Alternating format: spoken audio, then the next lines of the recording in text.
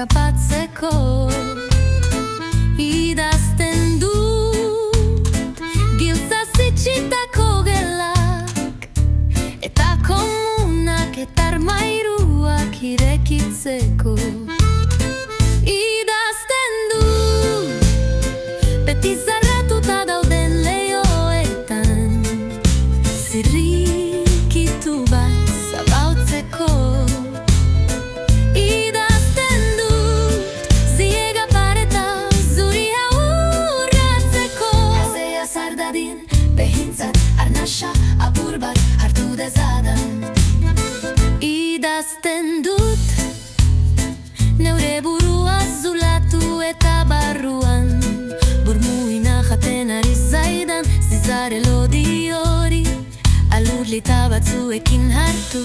eta erausteko